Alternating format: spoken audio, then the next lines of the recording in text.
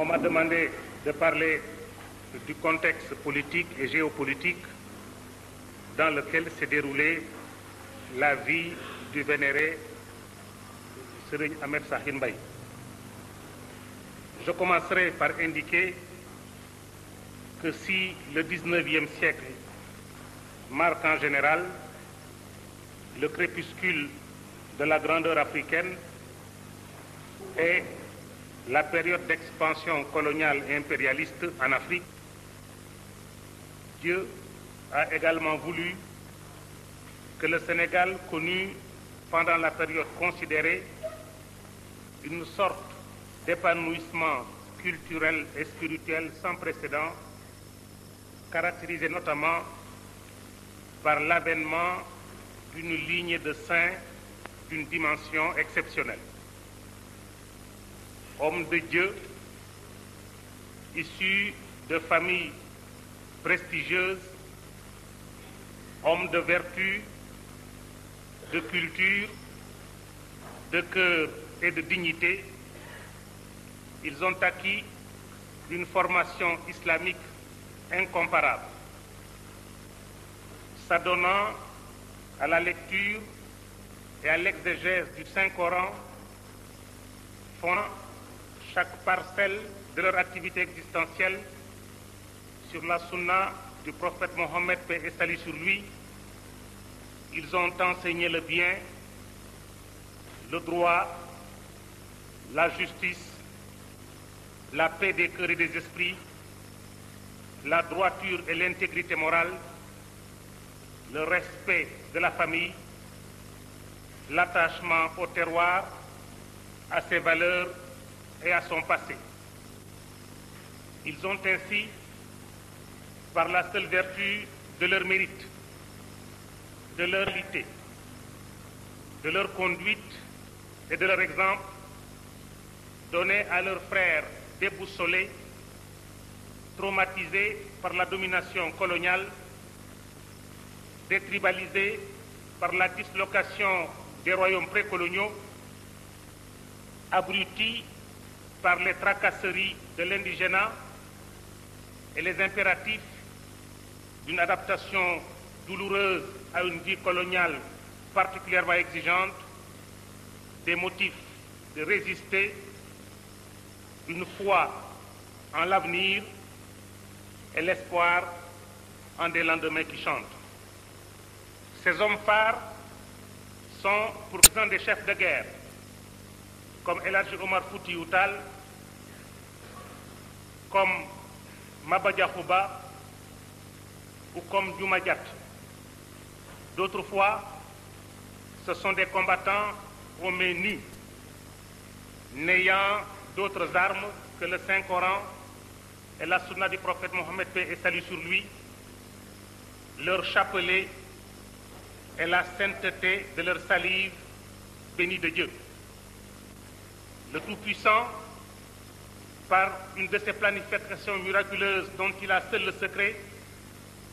semble les avoir envoyés à notre pays à des moments qui étonnent pour peu qu'on s'y arrête, qu'on en juge. Après l'installation des Français à Gorée, puis à Saint-Louis, la première île avait été investie par les escadres de Sa Majesté britannique en 1758. La ville du Nord avait elle aussi été prise la même année. À cette date, tous les comptoirs français au Sénégal étaient du même coup perdus sans la moindre exception. Il faudra attendre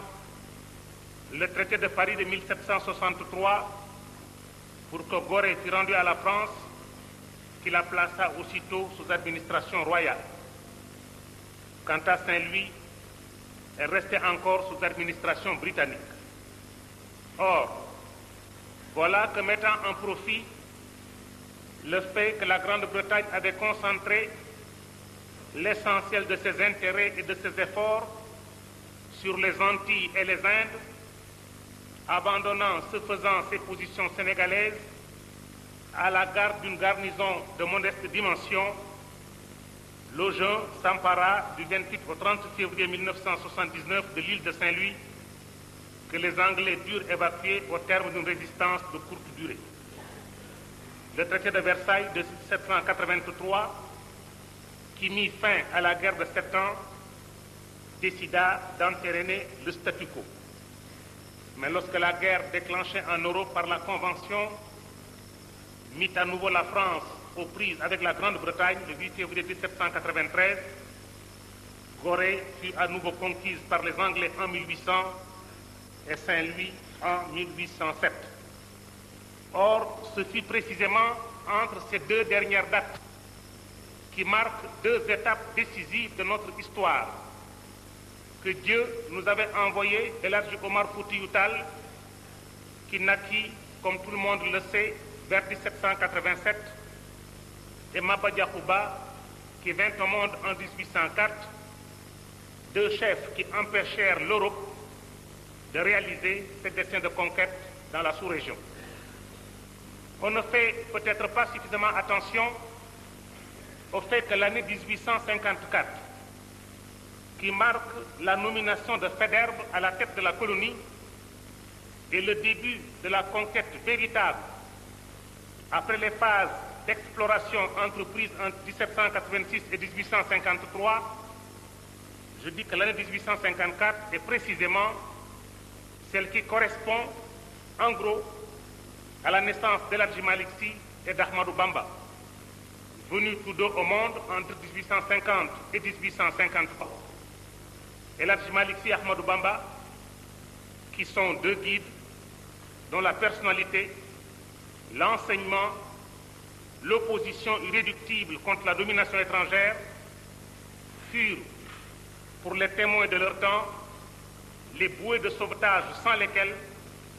après avoir conquis le pouvoir en 1840,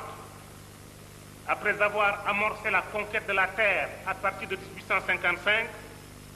après avoir conquis la force de travail par le décret sur l'indigénat publié le 30 septembre 1887, il ne restait plus au pouvoir colonial qu'à conquérir les cœurs et les esprits pour régner en maître absolu sur les consciences. C'est là une première remarque. Ma deuxième remarque vise à faire observer qu'on ne fait jamais suffisamment attention au fait que l'année 1864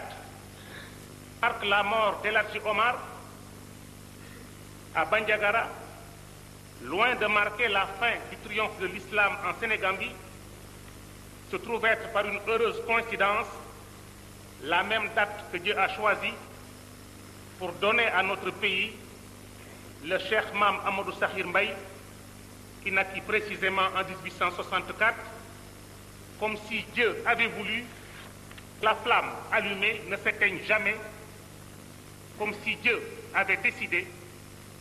que le flambeau irradiant de sa volonté, de sa voix, de son culte et de ses commandements soit relayé comme une sorte de témoin que chaque saint, une fois sa mission terminée, passait à son successeur afin que le règne du Tout-Puissant dans notre pays ne s'éteigne jamais. Ma troisième remarque part de ce que, par une de ces coïncidences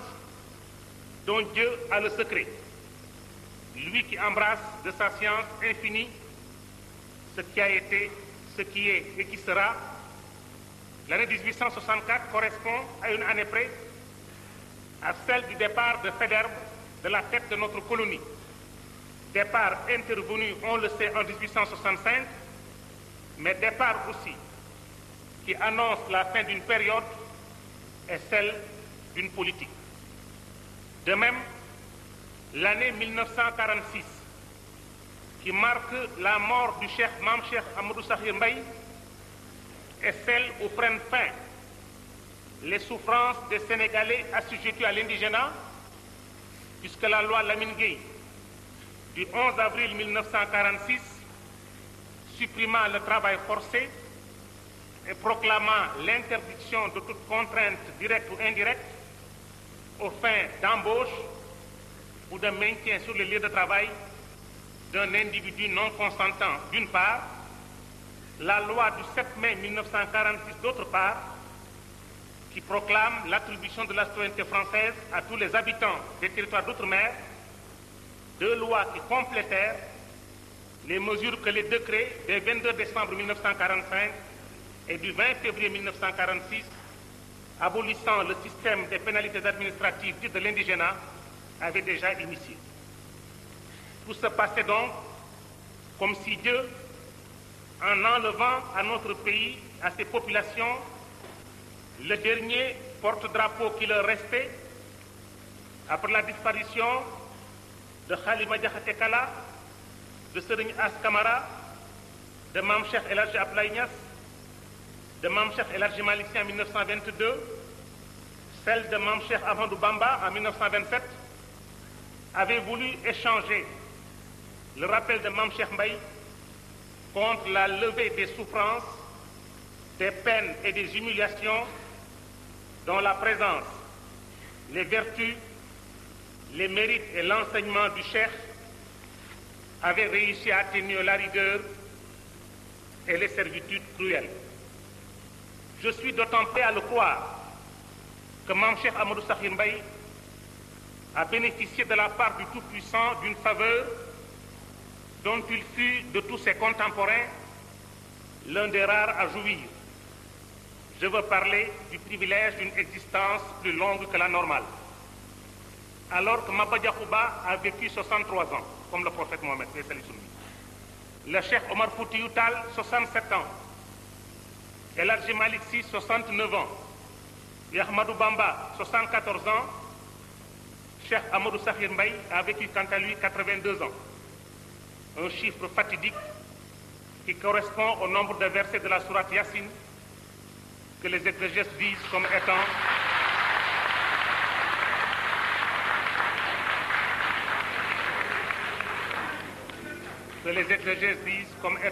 le cœur du Saint